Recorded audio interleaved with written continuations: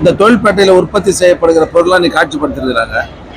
இதில் வாங்குவோர் விற்போர் சந்திப்புகள் நடைபெற இருக்கிறது. நிச்சயமாக இந்த கண்காட்சியின் மூலமாக இந்த ஆண்டு ஒரு 500 கோடி ரூபாய்க்கு மேலே இங்கே திருமுடியாக்கத்தை உற்பத்தி செய்யப்படுகிற பொருள்களுக்கு நிச்சயமாக விற்பனை செய்யக்கூடிய அளவிற்கு அந்த மார்க்கெட்லாம் இங்கே அமையப்பட்டிருக்கிறது. அரசின் சார்பில் அடுத்த ஆண்டு முதல் வருஷத்துக்கு ஒரு முறை தமிழ்நாடு அளவில் அரசே ஒருங்கிணைத்து இது போன்ற கண்காட்சி நடத்த திட்டமிட்டிருக்கிறோம் என்பதை நான் தெரிவித்துக் கொள்கிறேன்.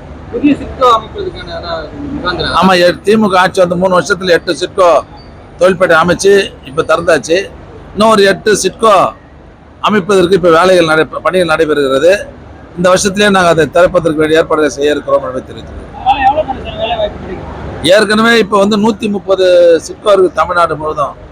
இதுல 3 லட்சம் பேருக்கு மேல வேலை பார்த்துட்டு இருக்கிறாங்க. இப்ப ஏற்கனவே 8, இப்போ ஒரு 8. இதுல ஒரு கிட்டத்தட்ட ஒரு 50,000 பேருக்கு மேல வேலை வாய்ப்பு நிச்சயமா கிடைக்கும். அதுல இந்த தொழில்பேட்டையில உற்பத்தி செய்யப்படுகிற பொருள்லாம் நீ காட்சிப்படுத்திருக்கிறாங்க. இதுல வாங்குவோர் விற்போர் சந்திப்புகள் நடைபெற இருக்கிறது.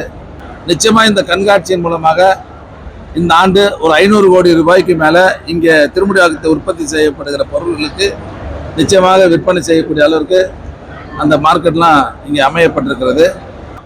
அரசின் சார்பில் அடுத்த ஆண்டு முதல் வருஷத்துக்கு ஒரு முறை தமிழ்நாடு அளவில் அரசே ஒருங்கிணைத்து இது போன்ற கண்காட்சி நடத்த திட்டமிட்டிருக்கிறோம் என்பதை நான் தெரிவித்துக் கொள்கிறேன். ஆமா, திமுக ஆட்சி வந்து 3 வருஷத்துல 8 சிட்கோ தொழில்பேட்டை அமைச்சு இப்ப திறந்தாச்சு. இன்னும் ஒரு 8 சிட்கோ அமைப்பதற்கு இப்ப பணிகள் நடைபெறுகிறது.